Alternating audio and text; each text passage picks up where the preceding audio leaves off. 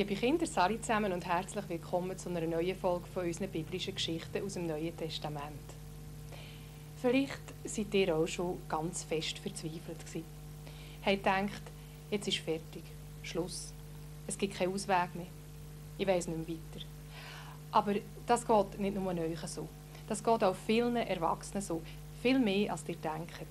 Und von solchen Leuten berichten jetzt unsere heutigen 3 Geschichten. Von einem Lahmen, von einem, der im Kopf nicht mehr ganz recht war, und von erfahrenen Fischern, die in einen solchen fürchterlichen Sturm geraten sind, dass sie nicht mehr daran geglaubt haben, dass sie noch heil ans andere Ufer kommen.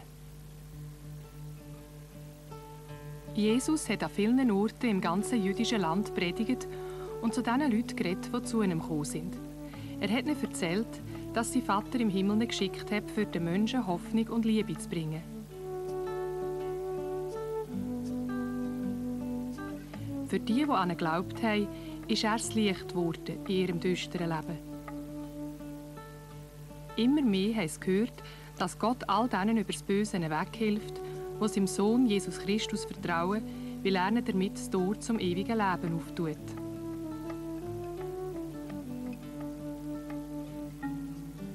Die Liebe für den Mitmensch, die Liebe zu allem, was lebt auf dieser Erde, hat Jesus den Leuten ganz besonders ans Herz gelegt.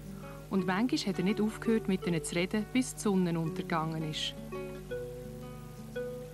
Dann erst hat er sich einmal auf den Weg gemacht, für an einem anderen Ort den Menschen zu helfen. Jesus kommt, kommt hören und bringt eure Kranken. Und so haben einmal 4 Männer einen Gelähmten zu ihm gebracht. Weil es aber in dem Haus, wo Jesus geredet hat, gestossen voll war mit Leuten, so voll, dass man unmöglich mehr zur Tür rein konnte, da haben die 4 Männer einfach das Dach abgedeckt und ihren lahmen Freund von oben ab ins Haus gebracht.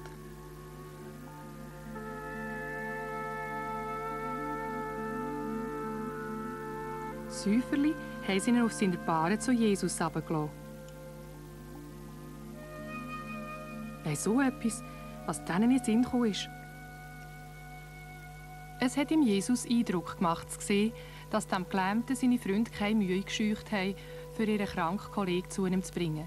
Er hat gemerkt, dass sie ein ganz grosses Vertrauen zu ihm haben.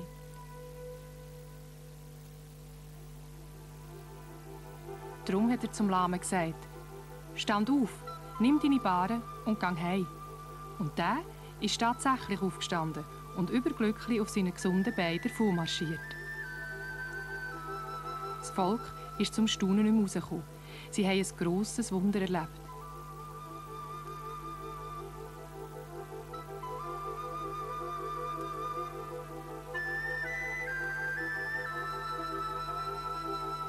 Sogar die 4 Freunde vom Lahmen haben ihren Augen kaum getraut, dass so etwas wirklich möglich ist.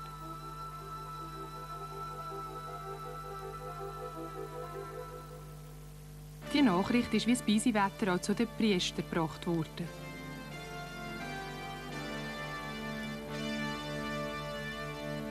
Und auch die haben sie weitergetragen. Und bald haben es auch die Priester zu Jerusalem im Tempel gewusst.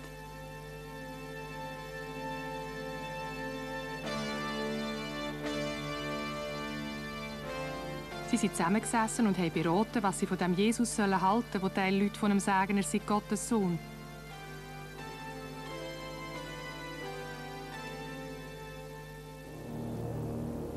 Als Jesus einmal mit seinen Jüngern über den See Genezareth gefahren ist, da ist plötzlich ein Sturm aufgekommen.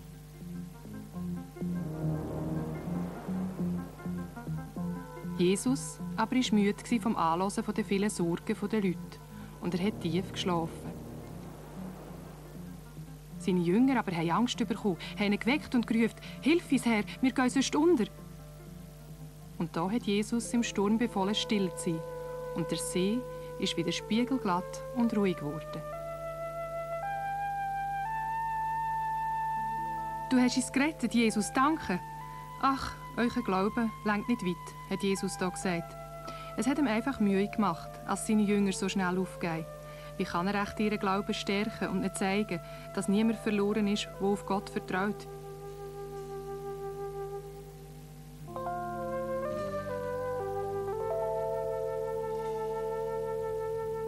das Wunder ist wie ein Lauffeuer verbreitet worden. Was ist das nur für ein Mann, wo ihm sogar der Wind und das Wasser folgen? Immer mehr Leute haben geglaubt, dass Jesus der Erlöser ist.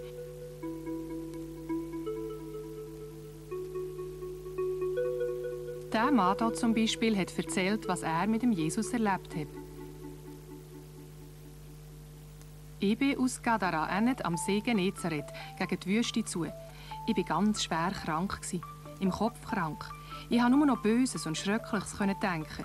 Ich war total übergeschnappt. Man musste mich an einen Baum anbinden, mich fesseln. So bösartig und tobsüchtig bin ich. Und alle Leute hatten Angst vor mir. Aufs Mal ist aber Jesus auftaucht und er hat meinem Leiden und meiner Not ein Ende gemacht. Er hat den bösen Geistern befohlen zu verschwinden. Jesus hat noch viel vor. Noch viele haben auf ihn gewartet, die ihn auch lernen wollten.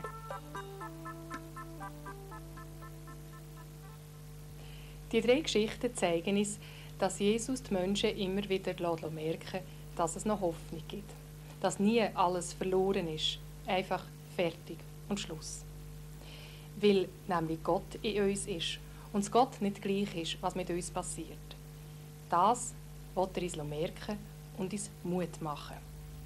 Liebe Kinder, das wäre es dann für heute. Ich sage euch auf Wiedersehen. Bis zum nächsten Mal.